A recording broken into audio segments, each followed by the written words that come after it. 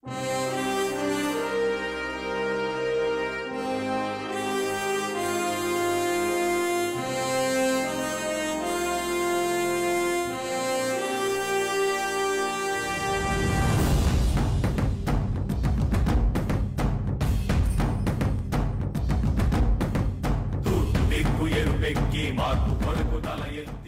గ్రామాల నుంచి వచ్చిన నర్సరీ రైతులందరికీ జనసేన మీకు హృదయపూర్వక మీకు స్వాగతం పలుకుతుంది.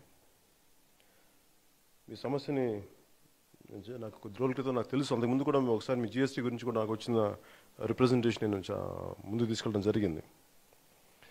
కాదు ఇప్పుడున్న మీకున్న ప్రత్యేకమైన పరిస్థితి, దాదాపు 1,00,000 మంది పైగా కార్మికులు దీనికి ప్రత్యక్షంగా 60,000 మంది, పరోక్షంగా 40,000 మంది కుటుంబాలు దీనికి కార్మికులు పనిచేస్తూ ఉన్నారు ఈ నర్సరీలకు సంబంధించి. అలాగే దేశీయావత్తు మొక్కల ఎక్స్పోర్ట్ జరుగుతూ ఉంటుంది ఇక్కడి నుంచి. దీని నుంచి వచ్చిన కార్మికులందరూ శ్రీకాకుళం నుంచి, విజయనగరం నుంచి వచ్చిన కార్మిక కుటుంబాలు, వీళ్ళందరికీ ఉపాధి అవకాశాలు ఉన్నాయి. వీళ్ళందరి దగ్గర కడియం నర్సరీ ఉపాధి అవకాశాలు కల్పిస్తుంది. కడియం నర్సరీ అనగానే ఇది ఒక్క వ్యక్తి కాదు, ఇద్దరు కాదు, అనేక సన్నకారు కౌలు రైతులు. మిగతా వాళ్ళంతా పెద్ద కమతా ఎవరన్నా ఉన్నాయంటే దానికి కనీసం ఒక 8 నుంచి 10 ఎకరాలు ఉన్న వాళ్ళు పెద్ద కమతా రైతులు. రాష్ట్రానికి సంబంధించి కానీ దేశ నలుమూలలో ఇది నిజంగా ఆసియాలోనే అతిపెద్దైన నర్సరీ హబ్ ఇది. దీనిని మన యాక్చువల్లీ రాష్ట్రానికి, ఆంధ్రప్రదేశ్ రాష్ట్రానికి తలమానికం. దీన్ని నిజంగా కాపాడుకోవాల్సిన పరిస్థితి. నర్సరీ రైతుల్ని మామూలు రైతుల నుంచి ఫ్రీ పవర్ వాళ్ళు అడుగుతుంది ఏంటంటే, వాళ్ళు నా దగ్గరికి వచ్చిన రిక్వెస్ట్ ఏంటంటే, మమ్మల్ని ఇంతకు ముందులాగే సబ్సిడీ ఫ్రీ పవర్ ఇవ్వాలని అప్లై, అదే సేమ్ ఏదైతే ఉందో వాళ్ళకి ఉన్న జీవో ప్రకారం 5A ప్రకారం ఎన్టీ రామారావు గారి దగ్గర నుంచి ఉన్నప్పుడు ఏదైతే అప్లై చేశారో అదే అప్లై చేయాలని కోరుకుంటున్నారు నా దగ్గర. అలాగని కాకపోతే ఇప్పుడు వాళ్ళు కూర్చోబెట్టి మనకి మీరు ఖచ్చితంగా మీరు వ్యాపారస్తులు, మీరు రైతులు కాదు అని అనటంలో నాకు వచ్చిన ఏదేనంటే, ఎవరైనా సరే ఏ రైతైనా సరే వాళ్ళ పంట పండించేది అనుకుంటారు. అలా రైతులనేమో వ్యాపారస్తులు కాదు, వాళ్ళు రైతులు అని చెప్పి వీళ్ళనేమో వ్యాపారస్తులు అనడం ఇది సరైన విధానం కాదు. దీన్ని బేస్ చేసుకొని వీళ్ళ మీద మీరు పవర్ కట్టాలి, మీరు అందరిలాగే మీరు వ్యాపారస్తులాగా మీరు పవర్ కట్టాలంటే గర్వంగా చెప్పుకునే ఈ కడియం నర్సరీ తాలూకు వ్యవస్థని మనం చేతులు చంపుకున్నట్టు అవుతుంది. అందుకే నా విన్నపం రాష్ట్ర ప్రభుత్వానికి ఏంటంటే, దయచేసి వారిని శిక్షించకండి, వారిని రక్షించాల్సిన పరిస్థితి ఉంది, వారికి అండగా నిలబడాల్సిన పరిస్థితి ఉంది. ఇక్కడ వాళ్ళకి కావాల్సింది కూడా చేసే పరిస్థితులు వాళ్ళకి ఒక యూనివర్సిటీస్, మనకి ఒక హార్టికల్చరల్ రీసెర్చ్ సెంటర్ కానీ వీటికి మనం చేయూతనివ్వాలి తప్ప చేయి నరికేయకూడదు. అందుకని నా విన్నపం ఏంటంటే, రాష్ట్ర ప్రభుత్వానికి, ముఖ్యమంత్రి గారు దయచేసి మీరు కడియం నర్సరీ రైతులకి అండగా ఉండండి. దయచేసి వాళ్ళ మీద మిగతా రైతులకి ఏవైతే అప్లై చేస్తారో ఫ్రీ పవర్ అదే వీళ్ళకి అప్లై చేయండి. దీనికి అండగా జనసేన పార్టీ ఉంటుంది. దయచేసి మీకు ఏదైనా సమస్యలు వచ్చినప్పుడు మటు ఖచ్చితంగా మీ తరపున మేము కూడా మీకు పోరాటం చేస్తాం, మీకు అండగా ఉంటానని తెలియజేసుకుంటున్నాను. అలాగే మీరు ఏవైతే సమస్యలు ఉన్నాయో నా నోటి మీదుగా కాకుండా మీ నోటి మీదుగా అసలు మీకున్న సమస్యలు ఏంటి, మీకు ఎలాంటి డిమాండ్స్ ఉన్నాయి, ఇవన్నీ ఒకసారి ప్రజలకు తెలియజేయాల్సిందిగా మీకు ఈ వేదిక నుంచి మీరు మాట్లాడవలసిందిగా నేను కోరుకున్నాను. ఏదైతే మీరు కమర్షియల్ ఎస్టాబ్లిష్మెంట్స్ని దాటి మీకు రైతుల్లాగే మీకు అది అప్లై చేయాలని నేను మనసావాచ కోరుకుంటున్నాను. దానికోసం జనసేన పార్టీ మీకు అండగా మద్దతుగా ఉంటుందని మీకు సౌన్యంగా తెలియజేసుకున్నాను. ఇది రాష్ట్ర ప్రభుత్వానికి కూడా నాకేంటంటే, ఇది ఖచ్చితంగా వాళ్ళని సామాన్య రైతుల్లాగే చూడాల్సిన పరిస్థితి ఉంది. మీరు వాళ్ళకి దాని విధంగానే వాళ్ళ విధి విధానాలు కల్పించాలి. కొత్తగా మట్టుకు వాళ్ళని పవర్ దాంట్లో మీకు వాళ్ళని యాడ్ చేయకూడదు. కమర్షియల్ ఎస్టాబ్లిష్మెంట్గా వాళ్ళని దయచేసి చూడొద్దని నా మనవి రాష్ట్ర ప్రభుత్వానికి, ముఖ్యమంత్రి గారికి. Thank you. తూర్పుగోదావరి జిల్లా కడియం మండలం దామరెడ్డిపల్లి గ్రామం నుంచి ముద్రగడ్డి జమి అని నేను మాట్లాడుతున్నాను. నేను కడియం మండలంలోని 20 సంవత్సరాలుగా నర్సరీ వ్యవసాయం సాగిస్తున్నాను. అంటే నర్సరీ అంటే మేము సాధారణ రైతుగా గుర్తించమని ప్రభుత్వాన్ని కోరుకుంటూ, మీరు తినిపాడేసే ఏ పండు మొక్క యొక్క గింజల్ని మొక్కలుగా మార్చి మీకు ప్రజలకు అందజేయడమే మా నర్సరీ వ్యవసాయం.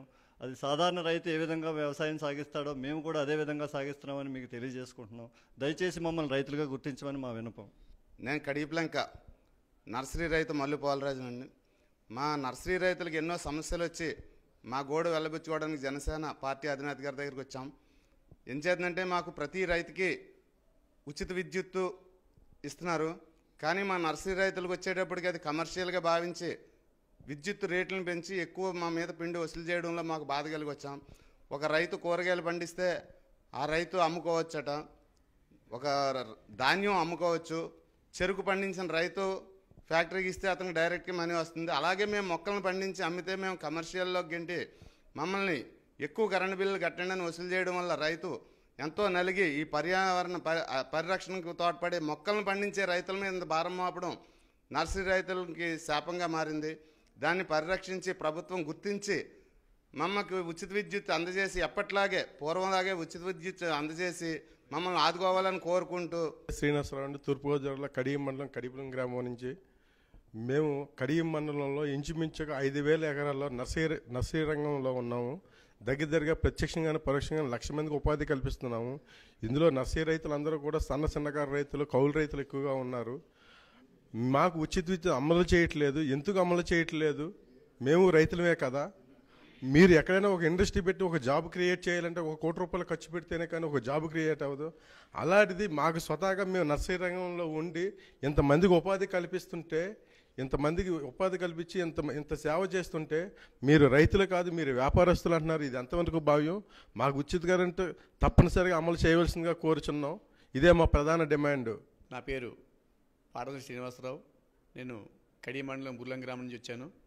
నేను ఒక నర్సరీ రైతును. అయితే మా తాతల కాలం నుంచి కూడా ఈ వృత్తిని కొనసాగిస్తున్నాము. అదే సాంప్రదాయబద్ధంలో నేను కూడా అదే వృత్తిని కొనసాగిస్తున్నాను.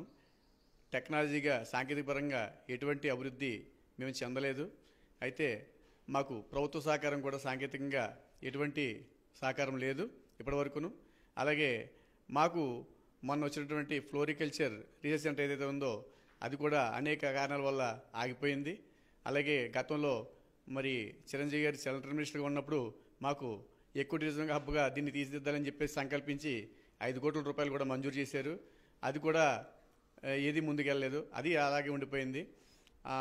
ఆ డబ్బు ఎక్కడికి పోయిందో కూడా మాకు తెలియదు. అయితే ఆ పునాదుల స్థాయిలో అలాగే ఉండిపోయింది.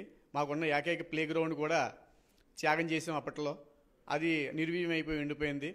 అలాగే ఇప్పుడు మమ్మల్ని వ్యవసాయదారులు కాదు, రైతులు కాదు, మీరు వర్తకులు అని చెప్పేసి 5Cలో పెట్టి మమ్మల్ని ఇబ్బందులు గురి చేస్తున్నారు. ఈ 5Cలు ఎప్పుడైతే పెట్టారో కమర్షియల్లో పెట్టారో మా మీదకి లేబర్ ఇన్స్పెక్టర్లని, ఈఎస్ఐలని, పిఎఫ్లని అనేక రకమైన డిపార్ట్మెంట్లు మా మీద దాడి చేస్తున్నాయి. కాబట్టి మమ్మల్ని రైతులుగా గుర్తించి, సాధారణ రైతులు గుర్తించి తిరుమల 5Aలు ఎలాగైతే ఉన్నామో అలాగే ఉంచి మాకు ఫ్రీ పవర్ ఇప్పించాలని చెప్పేసి మా ప్రధానమైన డిమాండ్. పేరు సుబ్బారెడ్డి అండి, సరాద్ర కాటన్ నర్సరీ అసోసియేషన్ ఫార్మర్స్ సెక్రటరీని. గత 2015లో రాజమండ్రి గోదావరి పుష్కరాల్లో మా అసోసియేషన్ తరపు నుంచి రాజమండ్రిలో వర్క్ చేయడం జరిగిందండి. పుష్కరాలు ప్లాంటేషన్ చేసామండి గ్రీనరీ నిమిత్తం. దాంట్లో మా గవర్నమెంట్ 5 కోట్ల రూపాయలు వర్క్ ఇవ్వడం జరిగిందండి. ఇప్పటి వరకు 1,65,00,000 రూపాయలు మాత్రమే బిల్లు చేశారు. మిగతా రిమైనింగ్ బ్యాలెన్స్ ఇవ్వడం జరగలేదండి రైతులకి. ఆ పేమెంట్ మేము రైతులకు ఇవ్వాలండి. దాని గురించి మాకు అసోసియేషన్ నుంచి రోజు ఇబ్బందులు కలుగుతున్నాయి. దాని గురించి అని జనసేన అధ్యక్షులు పవన్ కళ్యాణ్ గారిని కోరడం ద్వారా మేము ఇక్కడికి రావడం జరిగిందండి. పేరు పుల్లా సత్యనారాయణ, సరాద్ర కాటన్ అసోసియేషన్ ప్రెసిడెంట్ని, కడియపులంక. ఇప్పుడు మాకు వచ్చిన కరెంటు సమస్య గురించి రైతులు చెప్పే పరిస్థితిని బట్టి మాకు తెలిసిన కరెంటు బాధల గురించి చెప్పాలంటే చాలా ఇబ్బందులు ఉన్నాయి. ఆ ఇబ్బందులన్నీ ఈ బాధలన్నీ మన పవన్ కళ్యాణ్ గారికి, ఈ జనసేన నాయకుడు వారికి చెప్పుకొని ఈ బాధలు శాశ్వతంగా మాకు నివారించి ఈ పవర్ మీద కరెంటు మీద శాశ్వత జీవో అరేంజ్ చేయించాలని ఆ ప్రతినిధుల దగ్గరకు తీసుకెళ్ళి ఈ కార్యక్రమాన్ని జయప్రదం చేస్తారని కోరుకుంటున్నాను. నా పేరు పాటంశెట్టి శేష్ కుమార్ అండి. మేము కడియం గ్రామం నుంచి వచ్చామండి. మాకు 2 ప్రధానమైన సమస్యలు ఉన్నాయండి. 1, మమ్మల్ని నర్సరీ రైతులుగా గుర్తించట్లేదు. 2, ఉచిత విద్యుత్ నుంచి మమ్మల్ని తొలగించారండి. ఈ 2 సమస్యల మీద మేము ఇదివరకే చాలామంది ప్రజాప్రతినిధులని, అధికారులని కలవడం జరిగింది. కానీ ఈ సమస్యకు ఇప్పటిదాకా పరిష్కారం దొరకలేదు. జనసేన అధ్యక్షులు పవన్ కళ్యాణ్ గారి దగ్గరికి వచ్చామండి. ఈ సమస్యకు పరిష్కారం సూచించవలసిందిగా, ప్రభుత్వానికి విన్నవించవలసిందిగా. మాకు ఉన్నవి 2 డిమాండ్లు అండి. శాశ్వత జీవో విడుదల చేయించవలసిందిగా కోరుతున్నాం. ఆ డిమాండ్లు ఏంటంటేనండి, మమ్మల్ని రైతులుగా గుర్తిస్తూ అట్ ది సేమ్ టైం మాకు ఫ్రీ పవర్ని కూడా ఇంప్లిమెంట్ చేయిస్తూ జీవో విడుదల చేయించవలసిందిగా కోరుతున్నామండి.